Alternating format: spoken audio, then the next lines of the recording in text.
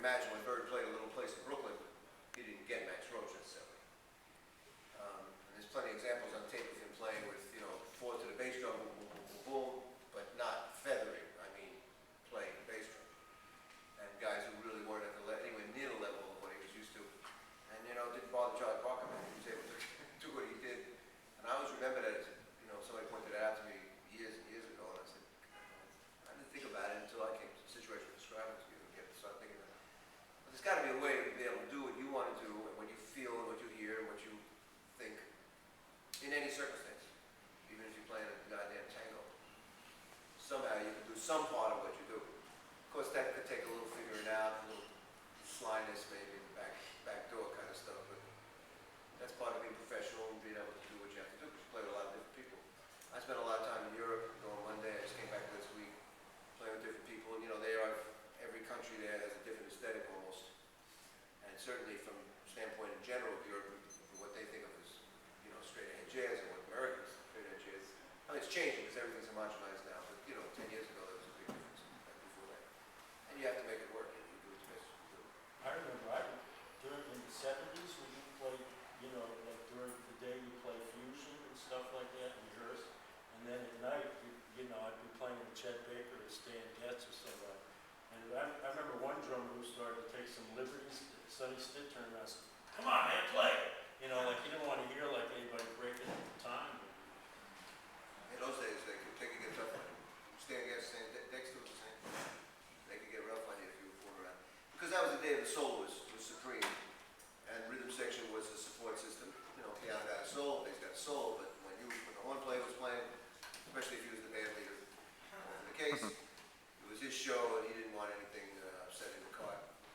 You know, and then you hear Dexter go and something like that. It works great. No problem. You know, because he was able to do his thing and have support and have people who were sympathetic and were vibrationally sympathetic. They were there to serve and get paid, and that's nice. My thing was that when I was with Miles, and of course having studied Miles, obviously before I was with him and know his music pretty well, Miles was very different in that respect. He really demanded that you do your thing without saying it, because that's who he hired. He hired guys that could do things like that. And you never really got any directions from him, but you knew that you were there to do your thing as much as you can. If you didn't got in the hand, he'd say something to you, but I don't remember him saying much to anybody. The stories of him talking about music are pretty slim. There aren't that many stories of him giving directions about what to do. So when you're working, you know, you got to psych out who you're working with, what the situation is. These days, of course, the younger generation plays with their peers. They don't play with older musicians, because there aren't that many older musicians around anymore. You did. And therefore, when you play with your peers, it's a different story. You have a different kind of vibe, obviously. But it's good if you play with guys who are a little ahead of you, see what they put on you in this respect. Because sometimes it's good to be limited, and to have to do what they want you to do. Not the worst thing in the world, depending on who it is, how long it takes, and so forth. Anything you'd like to ask us in general, sir? You mentioned sort of at the very beginning the way you harmonically negotiate this tune. I'm wondering if you typically have a sense when you start an idea and leave where the changes are, and you know you're going to end up somewhere. Do you have a sense of the whole path, or do you kind of walk alongside and know, well, it's over there, and when the spirit moves, you know where it's at? It's everything. It's all the above. You know.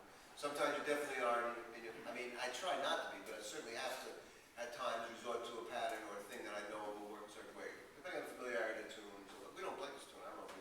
You know, I played it last week. Something like. But in the best of worlds, you don't have an agenda. You have a starting place, and of course, through experience, you know more or less, as I said, you're going to target the B flat, whatever. You know, in this style of playing, you're sort of going to end up somewhere around the corner, landing for a minute. Now, that's not necessarily your pause. The dance is how often, how much, how little, how subtle, and how the communication of that point is being made. That's kind of the game. But I think that an improviser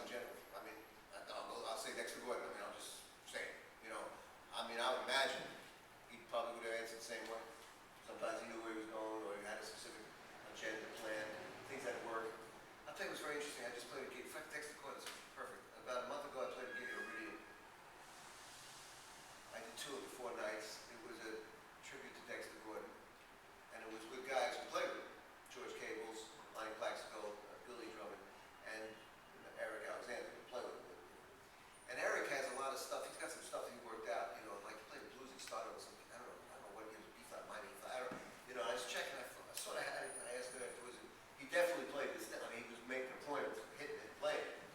And so, in that respect, somebody, cats from that generation played that way. They definitely had something on their mind. They would definitely spell it out. But I would say the best of all worlds, again, a real improviser will say to you, I hope I, will walk in and something catches my attention on the side of the road, I'm free to go over there, look at it.